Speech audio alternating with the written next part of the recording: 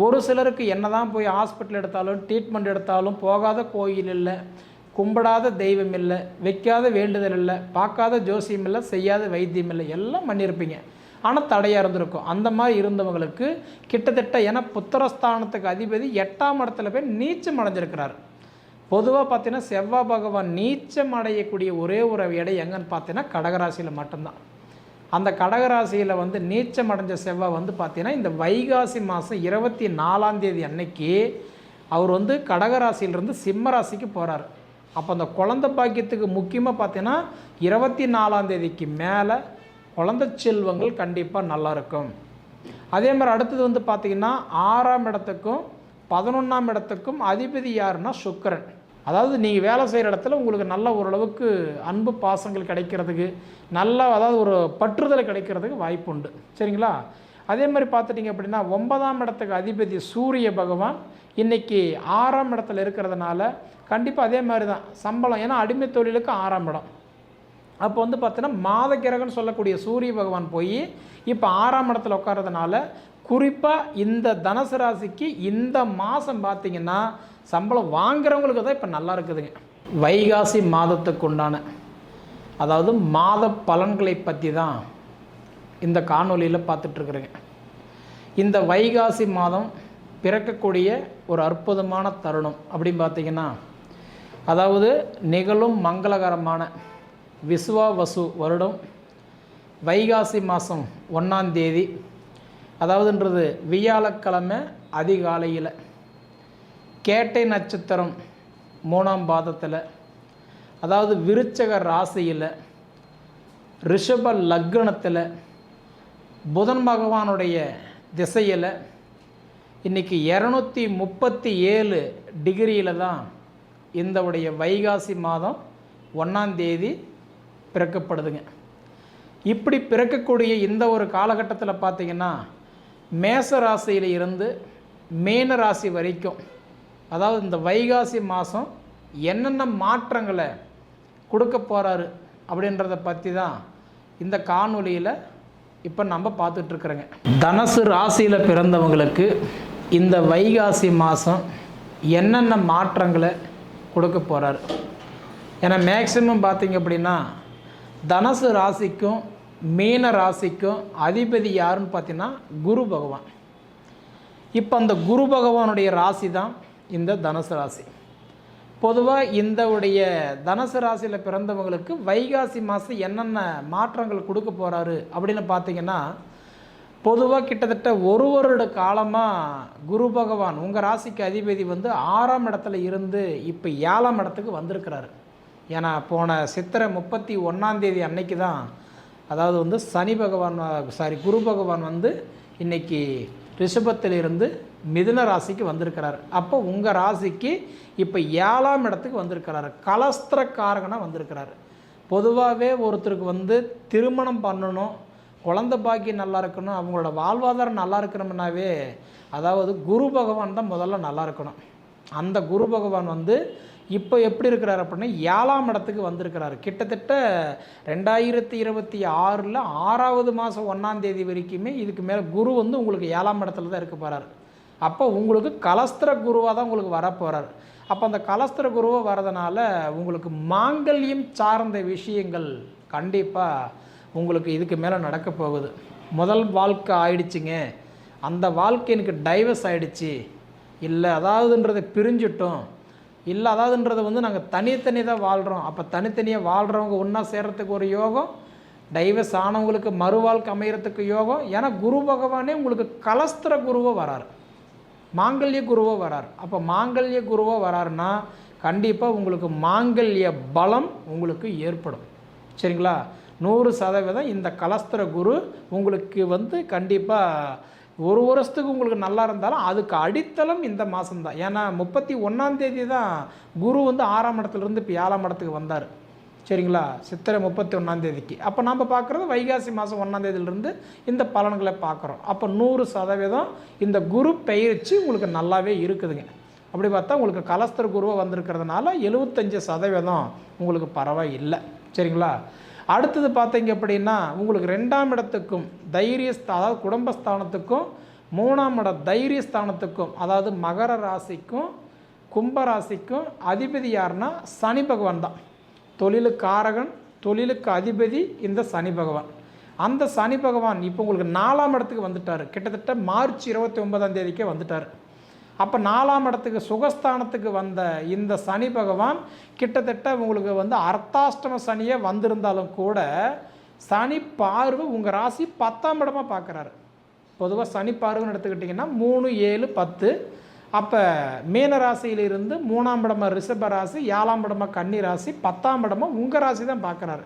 அர்த்தாஷ்டம சனி ஒரு பக்கம் இருந்தால் கூட, ஆனால் அந்த சனி பகவான் உங்கள் ராசியை 10ஆம் இடமாக உங்களை பார்க்குறாரு. தொழிலுக்கு காரகன், தொழிலுக்கு அதிபதி, உங்கள் தொழில் ஸ்தானத்தையே உங்களுக்கு பார்க்குறாரு. ஒரு சிலருக்கு என்ன தான் போய் ஹாஸ்பிட்டல் எடுத்தாலும் ட்ரீட்மெண்ட் எடுத்தாலும் போகாத கோயில் இல்லை, கும்பிடாத தெய்வம் இல்லை, வைக்காத வேண்டுதல் இல்லை, பார்க்காத ஜோசியம் இல்லை, செய்யாத வைத்தியம் இல்லை, எல்லாம் பண்ணியிருப்பீங்க. ஆனால் தடையாக இருந்திருக்கும். அந்த மாதிரி இருந்தவங்களுக்கு கிட்டத்தட்ட ஏன்னா புத்திரஸ்தானத்துக்கு அதிபதி 8ஆம் இடத்துல போய் நீச்சம் அடைஞ்சிருக்கிறார். பொதுவாக பார்த்தீங்கன்னா செவ்வாய் பகவான் நீச்சம் அடையக்கூடிய ஒரே ஒரு இடம் எங்கன்னு பார்த்தீங்கன்னா கடகராசியில் மட்டும்தான். அந்த கடகராசியில் வந்து நீச்சம் அடைஞ்ச செவ்வாய் வந்து பார்த்தீங்கன்னா இந்த வைகாசி மாதம் 24ஆம் தேதி அன்னைக்கு அவர் வந்து கடகராசியிலிருந்து சிம்ம ராசிக்கு போகிறார். அப்போ அந்த குழந்தை பாக்கியத்துக்கு முக்கியமாக பார்த்தீங்கன்னா 24ஆம் தேதிக்கு மேலே குழந்தை செல்வங்கள் கண்டிப்பாக நல்லாயிருக்கும்.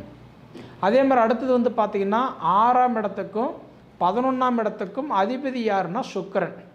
பொதுவாக 6ஆம் இடத்துக்கும்னா இன்றைக்கி கட்டன்றது வந்து ரிஷப ராசிக்கும், 11ஆம் இடம்ன்றது துலா ராசிக்கும் அதிபதி யாருன்னா சுக்கிரன் தான். ஆனால் சுக்கிர பகவான் இப்போ இருக்கக்கூடிய இடம் பார்த்திங்கன்னா 4ஆம் இடத்துல போய் உச்சமடைஞ்சு உட்காந்துருக்கிறாரு. அப்போ உங்களுக்கு வந்து பார்த்திங்கன்னா இன்றைக்கி 6ஆம் இடமும் ரோகஸ்தானத்துக்கும் 11ஆம் இடம் லாபஸ்தானத்துக்கு அதிபதி போய் இன்றைக்கி 4ஆம் இடத்துல உட்காந்துருக்கிறதுனால இப்போ வந்து பார்த்திங்கன்னா தாய்க்கு நல்லா இருக்குது, அம்மாவுக்கு நல்லா இருக்குதுங்க. ஏன்னா 4ஆம் இடம்ன்றது வந்து பார்த்திங்கன்னா மாதிருஸ்தானம், அம்மாவுடைய இடம், சுகஸ்தானம். அந்த லாபஸ்தானத்துக்கு அதிபதி சுகஸ்தானத்தில் போய் உட்காரும்போது அம்மாவுக்கு ஓரளவுக்கு நல்லாவே இருக்கும். உடல் உபாதிகள் மட்டும் இல்லை, தொழில் மாற்றங்களும், அவங்களால உங்களுக்கு ஏதாவது ஒரு ஆதாயம் நீங்கள் எதிர்பார்த்துக்கிட்டு இருந்தீங்கன்னா அந்த ஆதாயம் கண்டிப்பாக உங்களுக்கு கிடைக்கிறதுக்கு ஒரு வாய்ப்பு உண்டு. சரிங்களா? அதேமாதிரி பார்த்தீங்கன்னா இந்த மாதம் 17ஆம் தேதி வைகாசி மாதம் 17ஆம் தேதி பாருங்கள், சுக்கிர பகவான் வந்து மீன ராசியிலிருந்து மேச ராசிக்கு வராரு. அப்படி வந்துட்டாருன்னா மொத்த குடும்பத்துக்கே நல்லாயிருக்கும். சரிங்களா? அப்போ மொத்த குடும்பத்துக்கே பார்த்தீங்க அப்படின்னா அந்த காலகட்டத்தில் விவசாயம் பண்ணணும்னு நினைக்கிறவங்களுக்கு விவசாயம் நல்லாயிருக்கும். பால் வாகனத்தை நம்பி இருக்கிறவங்களுக்கு பால் வாகனம் நல்லாயிருக்கும்.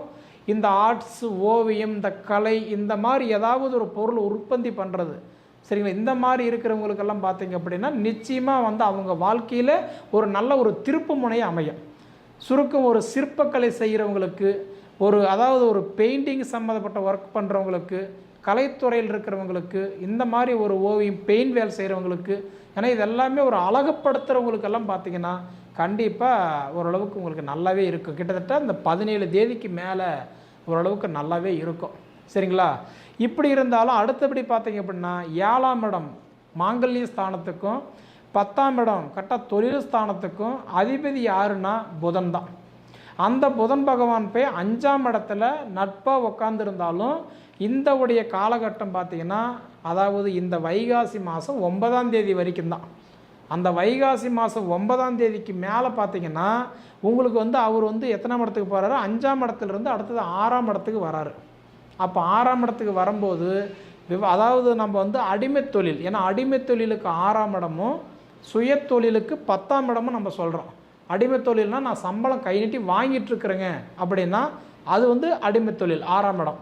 நான் சம்பளம் இப்படி கொடுத்துக்கிட்டு இருக்கிறேங்க அப்படின்னா அது 10ஆம் இடம். அப்படி பார்த்தா உங்களுக்கு வந்து 7ஆம் இடம் கலஸ்திரஸ்தானத்துக்கும் 10ஆம் இடம் தொழில் ஸ்தானத்துக்கும் அதிபதி போய் 5ஆம் இடத்துல இப்போ உட்காந்துருக்கிறதுனால கிட்டத்தட்ட பார்த்தீங்க அப்படின்னா உங்களுக்கு 9 தேதி வரைக்கும் அதாவது சம்பளம் கொடுக்குறவங்களுக்கு நல்லா இருக்குது.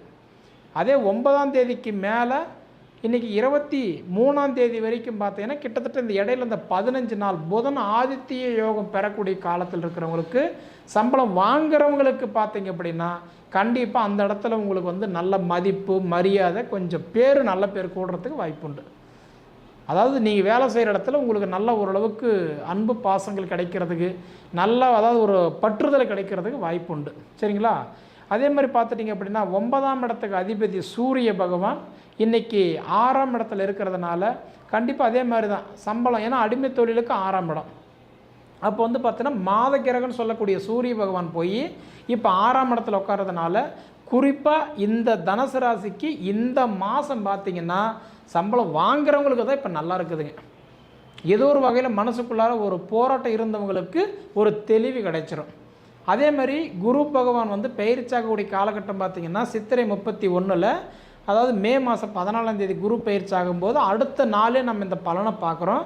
அப்படி பார்க்கும்போது கிட்டத்தட்ட குரு பகவான் வந்து ரிஷப ராசியிலிருந்து அதாவது மிதுன ராசிக்கு வரும்போது குரு பகவானுடைய பார்வை 5, 7, 9. அப்போ உங்கள் ராசி குரு பகவான் வந்து 7ஆம் இடமாக பார்க்குறாரு. அப்போ உங்களுக்கு மாங்கல்ய பலம் சேர்க்கும். அதனால் உங்களுக்கு என்ன அப்படின்னா திருமண தடையாக இருந்தவங்களுக்கு திருமண யோகம் உண்டு.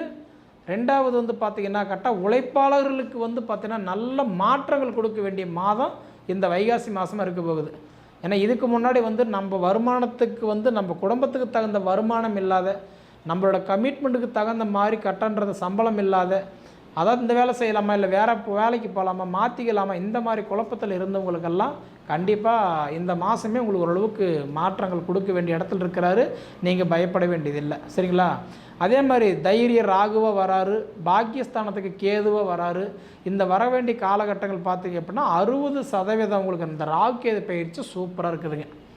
அப்போ இந்த வருஷத்தில் பார்த்தீங்கன்னா உங்களுக்கு ராகு கேது பயிற்சி நல்லா இருக்குது. அதே மாதிரி பார்த்திங்க அப்படின்னா சனி பயிற்சி உங்கள் ராசி பார்க்குறதுனால 80% கண்டிப்பாக சனி பார்வை பரவாயில்லை. அதே மாதிரி வந்து கலஸ்தர ராகுவும் வந்தால் திருமணத்துக்கு பரவாயில்லை. இது இல்லாமல் சனி பார்வை 10ஆம் இடமாக பார்க்குறாரு, குரு பார்வை 7ஆம் இடமாக பார்க்குறாரு. அப்போ தொழிலுக்கும் திருமணத்துக்கு தான் இந்த மாதம் சூப்பராக இருக்குதுங்க. சரிங்களா? இதை அனுபவித்து பார்த்து என்னன்றது நீங்கள் சொல்லுங்கள். சரிங்களா? சரி நேயர்களே, உங்கள் பொன்னான நேரத்தை ஒதுக்கி எவ்வளவு நேரம் என்னுடைய காணொலியை நீங்கள் முழுமையாக பார்த்ததுக்கு மனசிலிருந்து கேட்டுக்கிறேன். நன்றிங்க.